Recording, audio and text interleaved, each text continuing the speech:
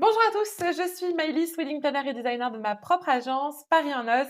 Bienvenue sur ma chaîne YouTube où je vous partage mes conseils et astuces pour l'organisation de votre mariage. Il y a quelques semaines, voire quelques mois, j'avais publié une vidéo sur ce que vos invités apprécient réellement pour votre mariage et je m'étais vraiment emballée. Voilà, j'avais parlé assez longuement, tellement longuement que voilà, j'ai dû seulement vous partager seulement une partie, la moitié en fait de la vidéo. Du coup, voilà, je vous partage enfin la partie 2 et si jamais vous n'avez pas vu la partie 1, je vous la mets dans le petit pour pouvoir, bien, du coup, voir d'autres astuces et d'autres choses que vos invités apprécient. Voilà, n'hésitez pas à aller voir et sur ce, du coup, je vous souhaite un très bon visionnage et vous dis à la prochaine! Is where we gotta be. You know you'll have a good time wherever you're with me.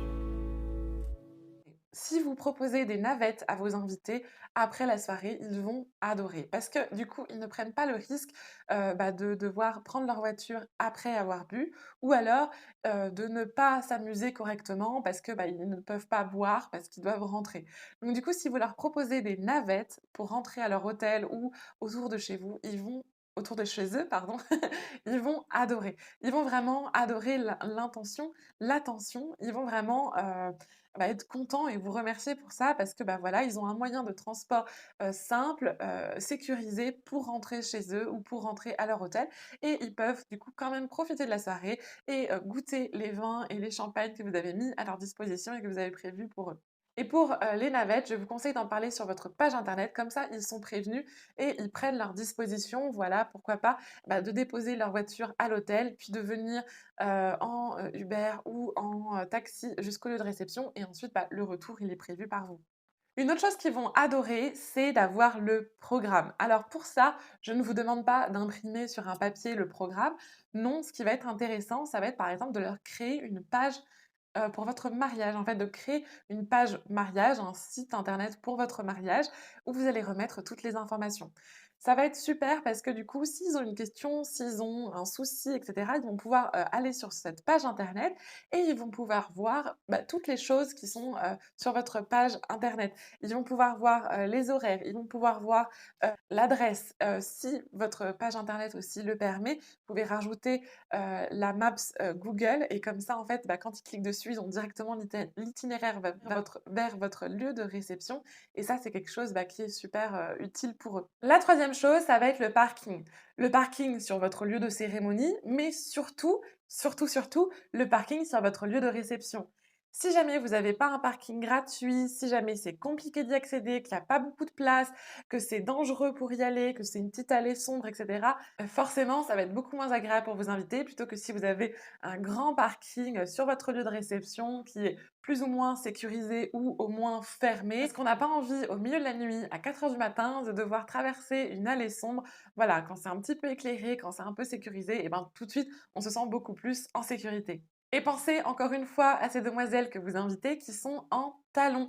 Si jamais votre parking, il n'est pas facilement accessible, en talons, ça va être un petit problème pour elles. Si par exemple, il y a des graviers partout ou alors que c'est sur l'herbe et cetera, eh bien, forcément, ça va poser un petit problème pour ces demoiselles qui sont en talons et qui veulent se rendre jusqu'à leur voiture.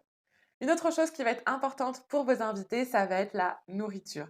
Alors oui, vos invités veulent une bonne nourriture et dans une quantité quand même suffisante. Si vous pensez ne pas faire un repas traditionnel en buffet ou assis et que vous voulez seulement faire un cocktail dînatoire ou juste par exemple un vin d'honneur, il est important que vous préveniez vos invités. Parce que généralement, les invités s'attendent, lorsqu'ils vont à un mariage, ils s'attendent à ce qu'il y ait un repas. Et si vous ne les prévenez pas et que vous leur proposez seulement des pièces cocktails, ils vont être étonnés et du coup, on n'a pas envie que tonton Roger aille chercher à KFC de quoi manger. Ça le fait pas trop. Donc du coup, il faut les prévenir en amont. Donc on peut les prévenir sur les faire-part, on peut les prévenir sur notre page internet, on peut les appeler, etc. Juste prévenez-les pour qu'ils sachent que voilà, vous allez seulement servir un vin d'honneur ou alors vous allez seulement servir un cocktail dînatoire. Souvent, les gens qui vont à un mariage ne mangent pas forcément le midi pour pouvoir vraiment se régaler le soir parce qu'ils attendent à ce que ce soit bon, etc., à ce que ce soit en quantité. Et si du coup vous prévoyez de faire un vin d'honneur ou un cocktail dînatoire, ce qui est tout à fait possible et vous êtes en droit de le faire vraiment, hein, il n'y a pas de souci là-dessus, mais juste voilà, essayez de prévenir vos invités en amont, qu'ils ne soient pas étonnés lorsqu'ils arrivent de n'avoir que des pièces cocktail. Moi, c'est arrivé sur l'un des mariages que j'ai organisé où en fait la mairie était un autre jour et les mariés n'avaient pas prévenu leurs invités qu'il y avait que des pièces cocktail. Je leur avais dit: «Prévenez bien que c'est que des pièces cocktail» et du coup, lorsqu'on a annoncé le dessert, bah, après les pièces cocktail, les invités ils étaient: «Ah oui, mais il est où le plat? Moi j'ai encore faim. Ah non, non, vous servez pas le dessert. Moi j'ai encore faim». Mais il y avait plus rien en fait à manger. On avait fini les pièces cocktail et il y avait juste le dessert qui arrivait. Donc du coup, voilà, c'est vraiment important que vous préveniez vos invités pour qu'ils ne soient pas déçus. Au moins, ils le savent en avance, ils sont prévenus. Si ça leur plaît pas, bon bah tant pis, ils ne viennent pas. Mais au moins, le jour J, ils ne sont pas étonnés. Et lorsque je parle de nourriture, je parle aussi de boisson. Alors entendez-moi bien, je ne parle pas forcément d'alcool, hein. Vos invités ont besoin de boire au moins de l'eau, de s'hydrater toute la journée, particulièrement s'il fait chaud. Donc c'est important que vous leur proposiez de quoi s'hydrater. Si vous partez sur de l'alcool, vous n'êtes pas obligé d'avoir un Châteauneuf du Pape ou avoir un vin extrêmement prestigieux, vin ou champagne ou autre alcool, hein. Vous n'êtes pas obligé d'avoir des bouteilles de marque, mais au moins avoir un petit peu de choix de boissons alcoolisés et surtout les avoir en quantité suffisante. L'idéal, ce serait en fait de proposer au moins 2 options d'alcool pendant, toute la réception, hein, parce que vous n'allez pas avoir, tous les mêmes invités qui vont aimer les mêmes choses. Par exemple, vous pouvez proposer, pendant, le cocktail, vous pouvez proposer du coup du champagne et peut-être, des cocktails. Pendant le repas, du vin et de la bière et puis en soirée, du vin et encore de la bière, par exemple. Ou alors proposer pendant toute la journée, bah, de la bière et du vin.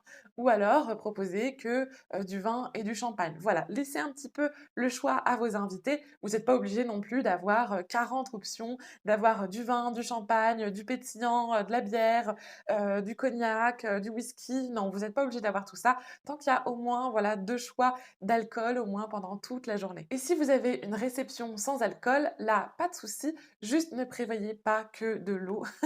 Hein, ne prévoyez pas que de l'eau plate et de l'eau pétillante. Essayez de varier un petit peu.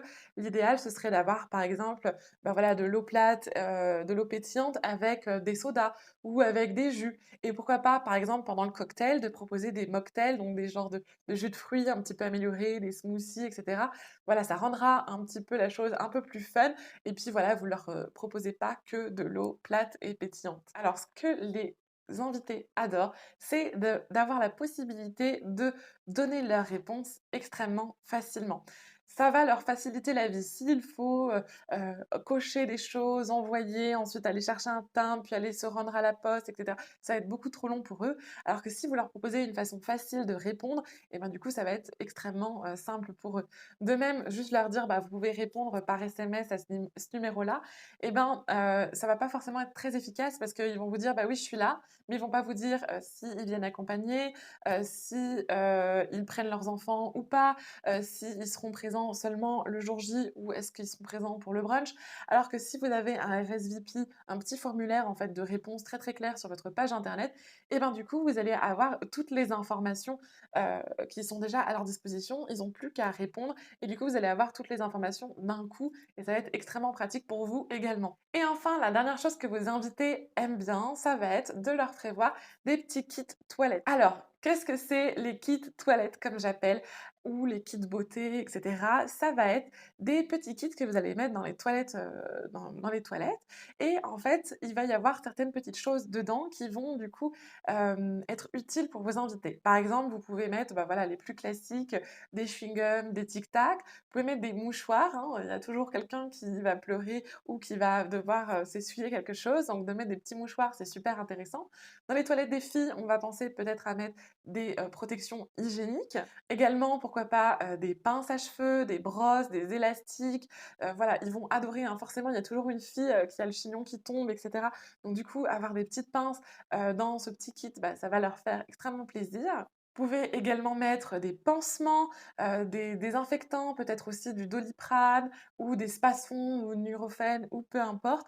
Voilà, vous allez pouvoir mettre plein de petites choses dans ce kit-là. Pourquoi pas aussi mettre, de la crème? Maintenant, c'est très d'actualité de mettre du gel hydroalcoolique, des masques, ce genre de choses-là.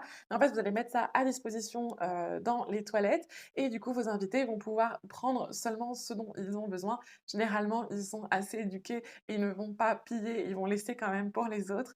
Donc du coup, voilà, vous allez pouvoir leur mettre ça à disposition et franchement, une fois en tant qu'invité, il y a des mariés qui avaient fait ça et j'ai trouvé l'idée super parce que, bah, du coup, on pouvait, bah, voilà, fixer son chignon si on avait besoin. On pouvait prendre un petit chewing-gum pour avoir une petite haleine toute fraîche ou alors, mettre un petit pansement sur un bobo qu'on s'était fait. Voilà, c'est vraiment extrêmement pratique. Et voilà, vous avez toutes les informations pour rendre heureux vos invités le jour de votre mariage, pour qu'ils aient un merveilleux souvenir de votre jour J.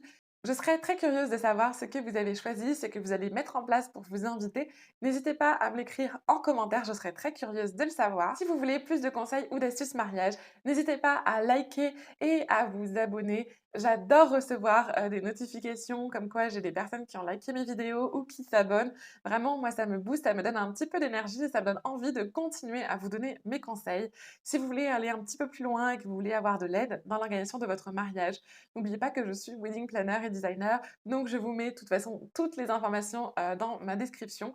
Voilà, n'hésitez pas à aller voir mon site internet. Et sur ce, je vous souhaite une très belle organisation et vous dis à la semaine prochaine pour plus de conseils et astuces mariage. Mouah. It's where we gotta be. You know you'll have a good time wherever you're with